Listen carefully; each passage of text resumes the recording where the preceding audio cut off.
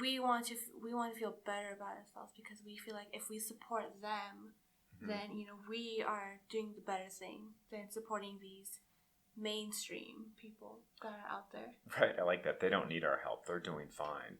I mean, there is something also just about, like, in American culture, we have this romance of poverty. We believe that it's more real. We believe, and going back to the notions of authenticity, I think that's a big part of it, is that we want to believe that something made out of strife, something made out of like real, genuine difficulty must be more real than some suburban middle-class kid screaming about his difficulties at his prep school, right? I mean, so it's like, and it's, well, what's funny, as soon as I say that, it's like I was going for mocking, but at the same time, that is real, right? I mean, so it's funny, we want to believe that, no, poverty is somehow more real. It's related to all these discourses, such as primitivism, that we sort of, the exotic other, and the exotic other that we have, at least within the United States, is sort of poor people, or it's like,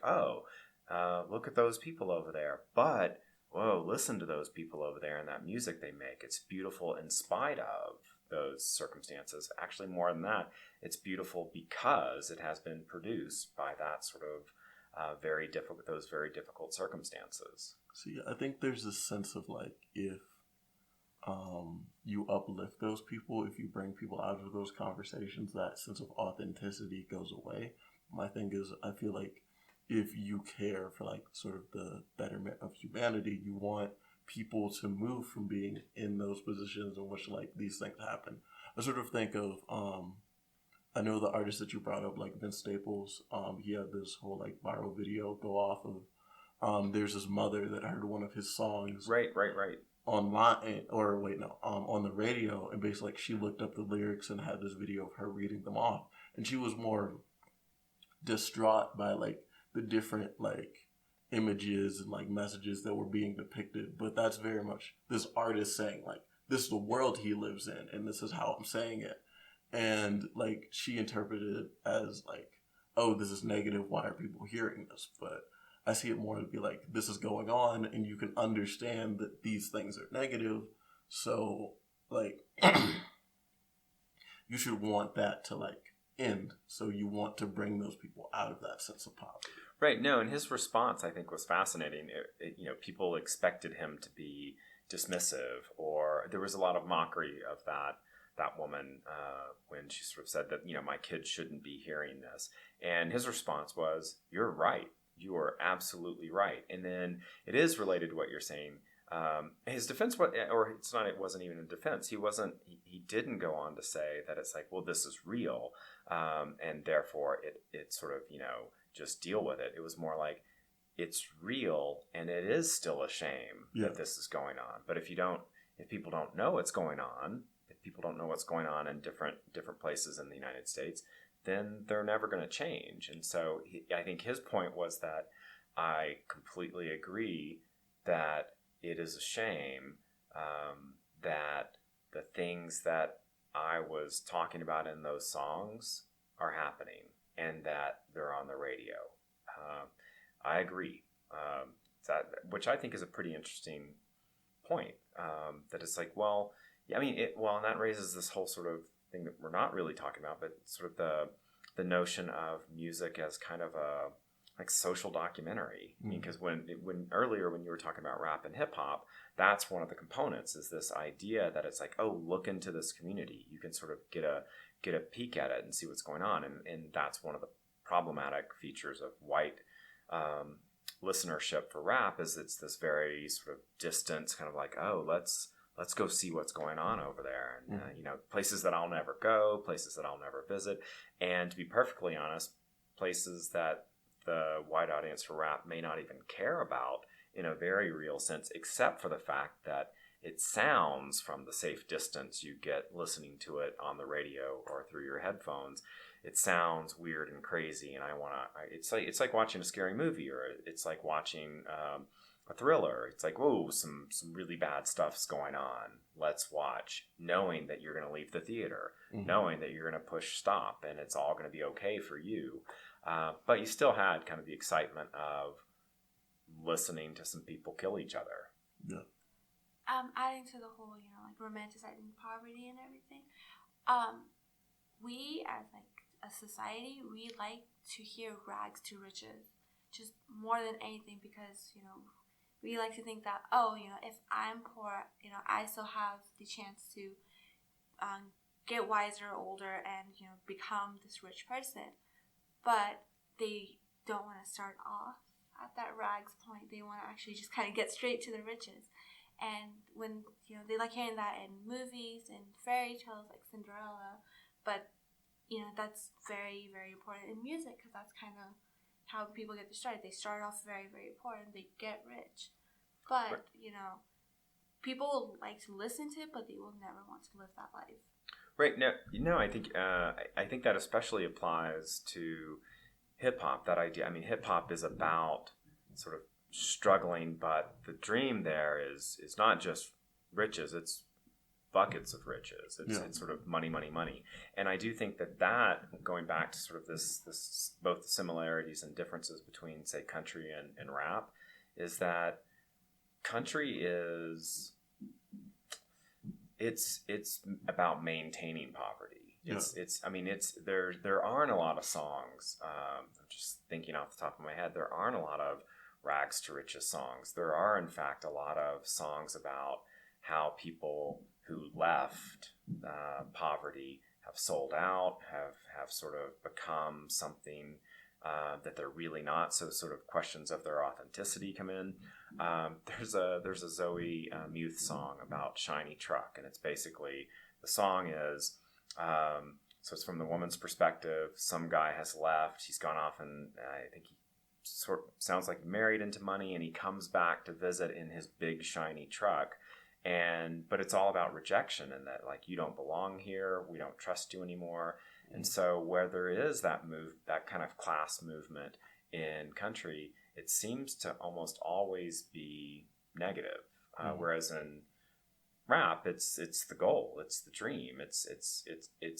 Rap seems to be much more comfortable with the American dream than country does. Yeah. Also, if you kind of look at the demographics, most country music is made by white people, and then rap is made by black people. So, white people, even though if they're poor, they still have more privilege, and they already have the upper hand. But the black people, they have to work hard, twice as harder. They have to jump further, and so for them, becoming rich is equal to the privileges white people already have. Yeah, no, I think you're absolutely right. I think that sort of looking at it through the lens is actually really interesting. One just for the fun sake of complicating things, I do think it's interesting that sort of although white working class people have white privilege, they also have this sort of double bind of being told by society that they are really failures. Whereas mainstream American culture will look at African Americans and say, well, we understand if you are not sort of racing ahead in terms of economic success, because you're marginalized and you're sort of in this group that has been traditionally oppressed in the United States. But a white person, you're poor, and then it's sort of, so white working class people get this kind of strange sense of that they are the real failures, right? They did have that head start you were talking about. They have all the privilege that comes with whiteness. So their failure must really be an indication of their personal shortcomings. And that's not at all to say that their white privilege is not there. It's there, and it's just that their failure to move into the American dream is almost not doubly burdensome, because poverty is poverty. But it comes with this sort of from the mainstream white community, this sort of extra scorn that is, you look like mainstream white Americans, yet you still sort of live in squalor. What's up with that? Must be something wrong with you. I think the thing that sort of happens is sort of hip hop says, oh, you're supposed to be here. So it's extraordinary if you climb out. And there's a sense of like you're supposed to be here. So like if you're here, that's okay because like somebody put you there. So it's more you have to find independence to get out of it. Whereas like if you're white, there's a sense like, oh, you're not supposed to be here. Right. So if you didn't make it out, then it's your fault. Whereas like I think the bigger question is that's not being raised is like, okay, so if people are supposed to be like if people of a certain race are supposed to be in a better situation, why is that? What is the system doing that is perpetuating them? Right. No, and I think the thing that's sort of behind all of it is sort of the thing behind what we're talking about is the role of culture in maintaining the status quo. Yeah. And so and even that conversation that we were just having is that is part of the problem where we're saying like, wait, but these white people over here and these black people over here, when really the system is meant to keep people sort of in their place, whatever that place is and however that place is defined. And to a large extent, especially if we're looking at the American South, that music and other cultural forms have been used to pit poor people against poor people by saying, it's the conflict between poor whites and poor blacks that's kind of what that was a big one of the big purposes of popular culture was to sort of make sure that there was plenty of fuel to keep that fire going. And I don't know. I mean, I almost wonder now if like asking questions about that is not pointless, but I'm just wondering like country music's role in kind of diverse American culture doesn't really. I mean, hip hop has a place in American culture from here to there, whereas country seems to be more bracketed. I don't know. Is that? I find what would be okay. See, my thing is, I feel is like a lot of there's an identity that's supposed to be attached to like each genre.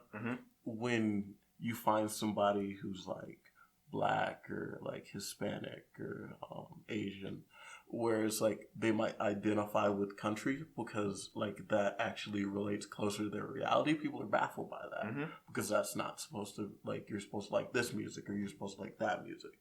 I feel like what country does is it sort of shines a light on it gets very close to it's more or less talking about what's happening, not why.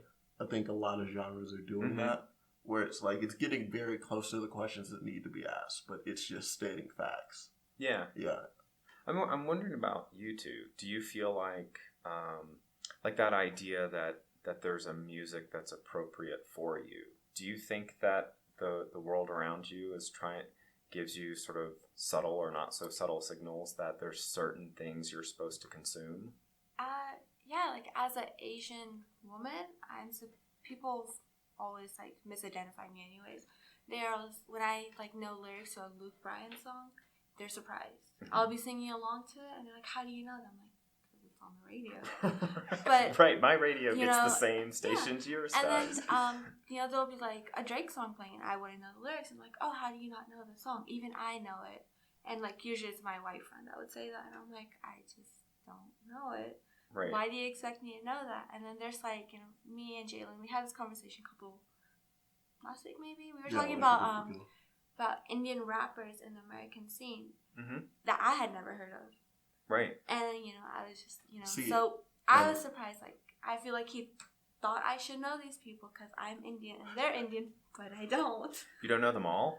Oh my gosh, no, I don't. It's so limited. It was just, I found it fascinating to me is like, there's like a handful of, they're not really like rappers, they're more like battle rappers. Like, they're very prolific and they're all like from like Middle East, Asian countries. And like, I found it fascinating because I'm just huge fans of those. So it's like, I'm pretty sure it's like, I guess if you're Indian, you would identify with that more. Like, you're like from one of those like type of countries, you can identify with that more. And unfortunately, mainstream music in America does not present that. Yeah. So, like, the only mainstream Indian artist I even know is Jay Sean. And that's only because I've been listening to him since 2009, from when he had big spiky hair to now when he has a kid. But that's the only American Indian, or he's not even American, he's British, that I know that is popular and somehow popular in American music. But that's it. Like, I don't know any of the rappers he had mentioned, just because they're not talked about, like, you know. And, like, even the Indian people I hang around, they don't really know much because they're not you know, you don't get to see their shows, you don't get to see anything, you don't hear about them unless you somehow end up on YouTube and, like, you just find this rap battle. That's the only way we hear about these people, or on SoundCloud. Okay, so what was your question again exactly? Because I was just wondering about sort of, like, your sense of having a sort of particular type of music kind of assigned to you by the culture at large. Like, people look at you and they say, "Oh, can you?" I'm sure it's never happened. "Hey, I'm interested in the rap. Could you tell me what I should perhaps listen to?" I mean, because people assume that it's like, "Oh, you must like that kind of music. You must like that." So it's almost stereotypes. Yeah, right. And it goes back to your notion that it's like we use music to create our identity, but at the same time, we're sort of assigned a particular identity, even if it doesn't correspond to our musical taste. See, I think I found, like, I identified a lot with sort of a lot of people that came out of the, like, sort of Odd Future camp, and even, like, people like Childish Gambino, just because they felt this very much fish out of. I've always identified more with artists that don't really fit the hip hop mold, because I wouldn't, like, really be able to relate with a lot of the hip hop, because, like, I grew up in the suburbs. I'm still black, but like, I never understood a lot of the hardships of like what the genre was really, like, pushing, because I grew up in a different environment.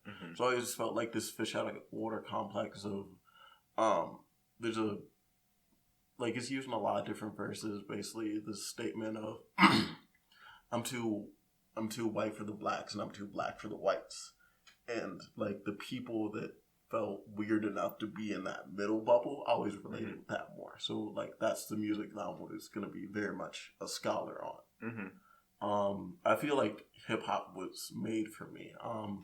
I've even heard certain rappers be like, I make music for black people. And I feel like a lot of people take that as, like, it's like, oh, he's racist. No, it's like, I make music that's based off of my perspective. And my perspective can only be based off of, like, it's based on my race and based on my environment.